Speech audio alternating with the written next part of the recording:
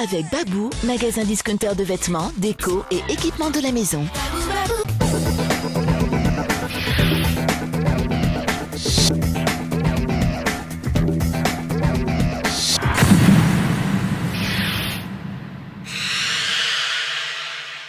Bonjour à tous et bienvenue dans l'Hebdo. Retour à la H-Cup cette semaine, les jaunes et bleus se préparent à se déplacer chez les Harlequins. Tout de suite, les nouvelles de la semaine qui sont nombreuses, vous le verrez, et les enjeux du match. Un retour et une arrivée, c'est un peu l'histoire de cette semaine de l'ASM Clermont-Auvergne. Le premier retour, choc, tant il a surpris tout son monde, c'est celui de Morgan Parra à la mêlée. Forcément un atout pour une rencontre aussi capitale que celle disputée ce week-end face aux Harlequins. Morgan, c'est une éponge à pression qui fait plaisir à avoir dans un groupe. C'est quelqu'un qui, dans les matchs à coups près, à enjeu, aime ce genre de rendez-vous, aime la pression qui va avec et le stress qui va avec. Donc on est évidemment très heureux de le retrouver. De pouvoir récupérer Morgan pour ce match est important et ça booste le groupe et puis on est content de le voir. Ouais. L'autre sensation de la semaine, c'est une arrivée forcément réjouissante annoncée pour la saison prochaine, celle de Zach Guilford, 24 ans, ailier des All Blacks et champion du monde en titre. Comme vous le saviez tous, on cherchait à étoffer nos lignes arrière, notamment depuis l'annonce du départ de Sivivatu. Et Zach Guilford, que l'on suit déjà depuis plusieurs mois, puisque déjà la saison dernière, on avait eu des contacts avec le joueur, nous paraissait être le profil idéal pour remplacer Sivivatu. Lui aussi, c'est un All Black. Lui aussi, il a, malgré son jeune âge, une grosse expérience. Et dans notre volonté, justement, de rajeunir un peu aussi l'effectif, il y avait aussi cette volonté de recruter ce joueur. Et ça s'est officialisé ce matin. Les Clermontois qui joueront le match face aux Harlequins à Twickenham Stoop, le terrain de l'équipe de Londres que l'ASM connaît bien et qui a déjà souri aux Auvergnats puisque c'est le stade où l'équipe clermontoise s'est imposée en finale de Challenge européen. C'était face à Bath en mai 2007. Avec nous pour le petit plus aujourd'hui, Jean-Pierre Aubert, ou Bébert pour les intimes. Bonjour, merci d'être avec nous. Bonjour. On va parler aujourd'hui des ramasseurs de balles. On n'en parle pas souvent, on les voit sur le terrain tous les week-ends. Oui. Et vous vous en occupez tous les week-ends. Exactement, oui. Voilà. Pouvez-vous d'abord nous expliquer votre rôle à l'ASM Omnisport et ensuite nous détailler comment vous organisez Aujourd'hui, au niveau de l'Omnisport, je suis dirigeant. Ouais, je suis dirigeant de la section rugby. Voilà, c'est-à-dire que je suis licencié depuis des années, mais donc aujourd'hui, s'il y a besoin d'un dirigeant par manque, un week-end, voilà, je veux bien faire le remplaçant, hein, mais maintenant plus tous les week-ends. Voilà. Ça fait de longues années que vous êtes là déjà ? Donc ça fait, oui, à l'ASM depuis 1966. Voilà. Donc, vous êtes passé par plusieurs étapes. Ouais, plusieurs étapes, et puis la passion. Voilà. Donc, ancien joueur jusqu'en senior en réserve, et puis voilà. Puis en 1980, j'ai donc mordu parce que le club cherchait des éducateurs. Donc j'ai fait jusqu'en 2007 éducateur au niveau de l'école de rugby. Et puis en parallèle, les ramasseurs de balles. Et les ramasseurs de balles, qui effectivement depuis une vingtaine d'années, hein, c'est parti qu'il fallait des jeunes au bord du terrain.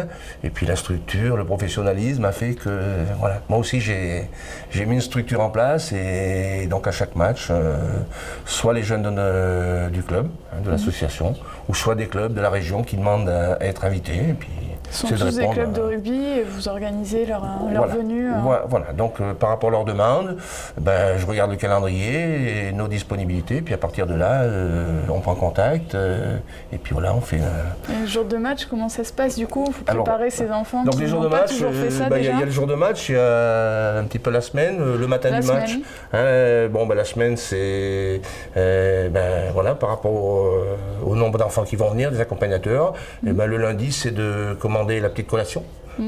Parce que après l'effort, comme je dis, c'est le réconfort. Oui. Donc dès que le match est fini, que tout le matériel est ramassé, c'est de leur offrir un petit sandwich, une boisson, un fruit, voilà, qu'ils puissent repartir chez eux. Voilà. Ils viennent à combien ? C'est des groupes de combien d'enfants ? Donc au niveau du top 14, 13 ou 15 jeunes. La Coupe d'Europe, c'est un peu plus limité, mais on tourne à 12 jeunes autour du terrain. Et dans quels âges à peu près, à partir de quel âge ils peuvent commencer ? Au niveau du club, voir les clubs, c'est des 15-16 ans, dans ce qui est minime cadet, quoi. Voilà, pour que ça soit, il faut quand même des jeunes réactifs par rapport à ce qui est demandé. le petit travail qu'il leur est demandé. Comment ils ressentent justement ces enfants la première fois qu'ils viennent sur le terrain? Qu'est-ce que ça leur fait de fouler la pelouse du Michelin? Certains pour la première fois, qu'est-ce qu'ils vous disent après? Déjà c'est que quand ils apprennent qu'ils vont être amasseurs de balles, il y a de la demande, parce que comme le nombre est limité, je sais que vis-à-vis des responsables, quand je leur dis il en faut 15, c'est 15, quoi, donc à eux de faire les choix.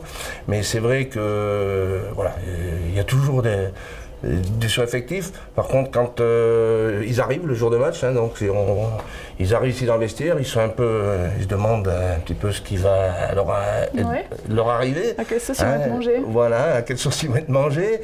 Donc, mais voilà, donc c'est beaucoup de choses. Vous répartissez les rôles un petit peu, je vois. Voilà, donc voilà, je le répartis autour du terrain en fonction des postes, des besoins, le fonctionnement avec des ballons, parce qu'il faut savoir qu'il y a un ballon qui est en jeu et à un certain moment, donc il sort des limites du terrain, mais eux les joueurs ce qu'ils veulent c'est un ballon tout de suite. Donc il faut alimenter les joueurs. Ils sont pas stressés les enfants justement, ils se disent pas. Non, au début au rendez-vous dans la présentation, et avec tout ce que je leur explique, on sent bien des fois qu'ils me regardent, ils écoutent, mais quand c'est fini, au moment qu'il faut, ils sont là, ils sont prêts. Voilà. Donc et puis je leur dis bien, c'est pas hésiter à poser des questions, toutes les questions, faut que après ils sont tout seuls au bord du terrain. Ouais. C'est pas moi qui vais les aider, moi je reste au bord en tant que relais s'il y avait un souci. Voilà, mais donc non, c'est eux qui fonctionnent et c'est vrai qu'ils font un travail qui soit peut-être pas, mais ils font un travail énorme. C'est pour ça qu'on en parle aujourd'hui. Dans ce que je me disais, alimenter pour les joueurs, mais récupérer les ballons. À chaque match, quoi. Voilà. Mais merci beaucoup, merci à eux surtout, et merci à vous de les encourager toutes les semaines et de faire en sorte qu'ils fassent ça. Et merci super bien leur travail, mais avec grand plaisir. Merci. À très bientôt. À bientôt. Au revoir. Coup d'envoi du match samedi 14h35 en direct sur Canal+ Sport. Quant à nous, on se retrouve la semaine prochaine, juste avant la réception du Racing Métro, toujours pour la H-Cup. Salut.